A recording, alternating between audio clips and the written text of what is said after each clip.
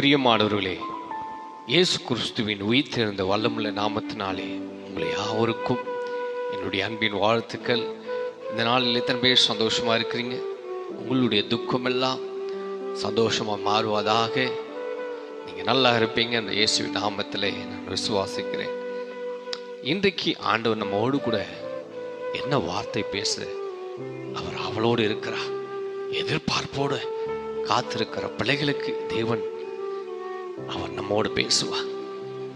நம் செய்தி கேட்பதற்கு முன்பதாக இந்த YouTube channel Jesus revival fire ministry என்ற யூடியூப் சேனல் நீங்கள் பார்க்காதவர்கள், சப்ஸ்கிரைப் பண்ணாதவங்க முதலாவது சப்ஸ்கிரைப் பண்ணும்படி உங்களை அன்பாக கேட்கிறேன். இது நான் மறுபடியும் சொல்கிறேன், இது விளம்பரத்திற்காக அல்ல. இது ஆண்டவருடைய வார்த்தை கேட்பதற்கு உங்கள் அநேகருக்கு இந்த செய்திகள் வந்து சேரும். கர்த்தர் உங்களை ஆசீர்வதிப்பாராக. இன்றைக்கு நான் உங்களோடு கூட பேசுகிற தேவனுடைய வார்த்தை, சாவுக்கு ஏதுவான சரீரங்கள் அவர் உயிர்ப்பிப்பார். ஹல்லேலூயா.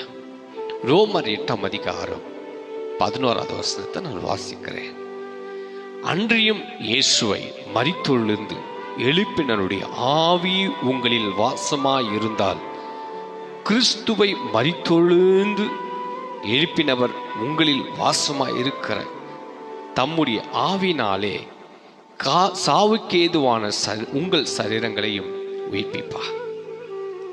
அப்போஸ்தலனாகிய பவுல் இங்கே அழகாக அவர் எழுதுகிற அந்த வார்த்தை, அன்று இயேசுவை மரித்தொழுந்து எழுப்பினருடைய ஆவி உங்களில் வாசமாய் இருந்தால், இயேசு கிறிஸ்து மரித்து 3ஆம் நாளிலே அவர் எழுந்தது,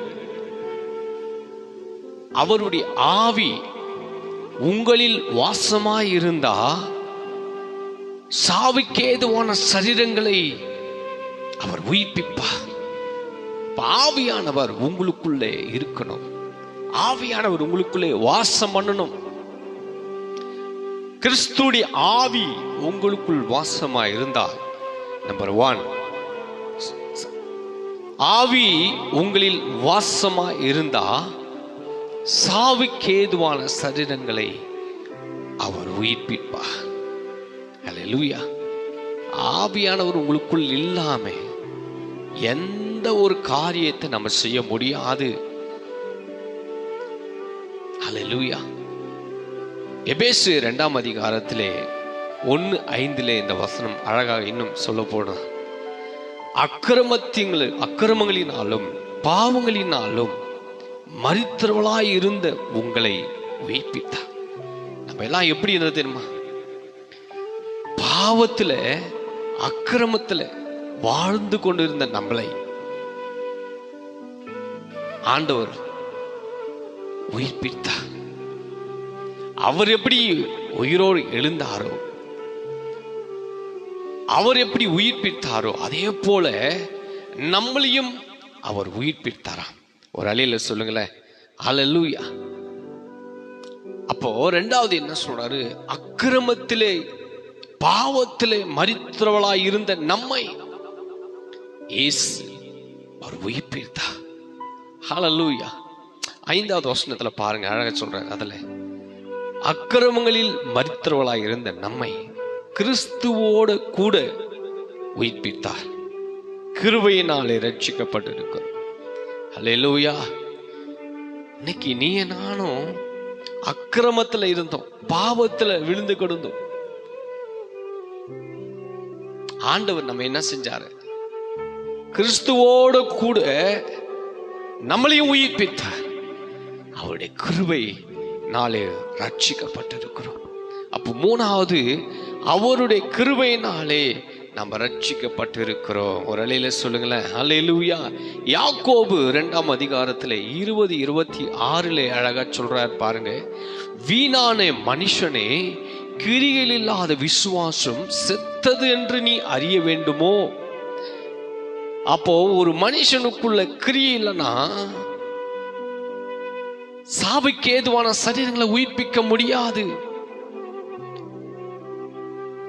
விசுவாசம் இல்லைன்னா சரீரங்களை உயிர்ப்பிக்க முடியாது.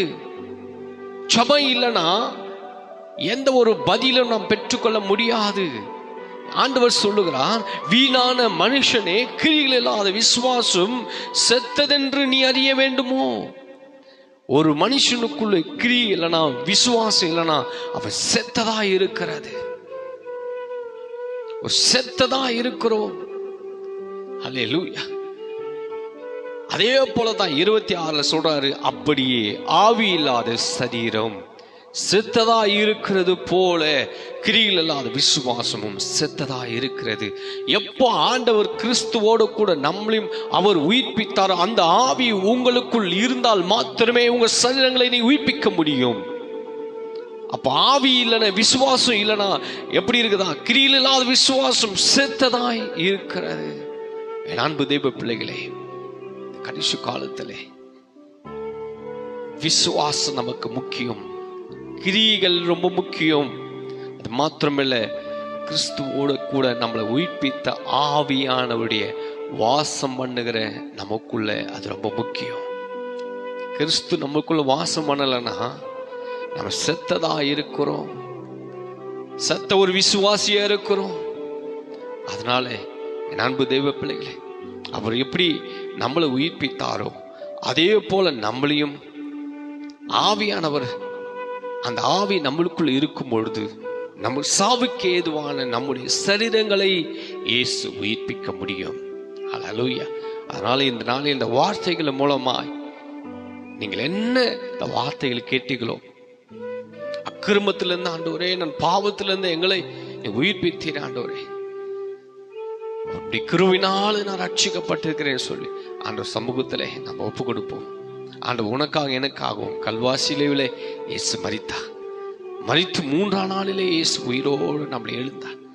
அவர் எப்படி உயிரோடு எழுந்தாரோ, அவர் எப்படி உயிர்ப்பித்தாரோ, அதே போல நம்மளையும் அவருடைய கிருபையினால உயிர்ப்பித்திருக்கிறார். அல்லேலூயா. அவருடைய கிருபைக்காக ஸ்தோத்திரம். எல்லாரும் கண்களையும் மூடி ஆண்டவர் நோக்கி பார்ப்போம். அல்லேலூயா. எங்களை அதிகமாக நேசிக்கிற அன்பின் பரலோக பிதாவே, அப்பா, இந்த ஆசீர்வதிக்கப்பட்ட நல்ல நேரத்திற்காக ஸ்தோத்திரம். சாவுக்கு ஏதுவான இருந்த எங்கள் சரீரங்களை நீ உயிர்ப்பித்தீர் அப்பா, அதற்காக உமக்கு ஸ்தோத்திரம். ஆண்டவரே, என்னோட கூட யாரெல்லாம் இணைந்து இந்த செய்தி கேட்கிறார்களோ ஒவ்வொருவரையும் நீ உயிர்ப்பிக்கும்படியா நான் ஜெபிக்கிறேன், ஆசீர்வதிக்கும்படியா ஜெபிக்கிறேன். சாவுக்கு ஏதுவான இந்த சரீரங்களை உயிர்ப்பித்தீர் அப்பா, அதற்காக ஸ்தோத்திரம். ஆண்டவரே, இந்த நாளிலே எங்களையும் உயிர்ப்பித்து உங்களுடைய ராஜ்யத்தில் எங்களோடு கூட ஆண்டவரே அப்பா உட்காரும்படி, மோடு கூட உட்காரும்படி கிருபை செய்வீராக. ஆவியான தொடர்ந்து எங்களை நடத்துங்க, ஆசீர்வதிங்க. இயேசு கிறிஸ்துவின் உயிர்த்த அந்த வல்லமையுள்ள நாமத்தில் ஜெபிங்களும் எங்கள் நல்ல பிதாவே. ஆமென், ஆமென். God bless you. கர்த்தர் உங்களை ஆசீர்வதிப்பாராக.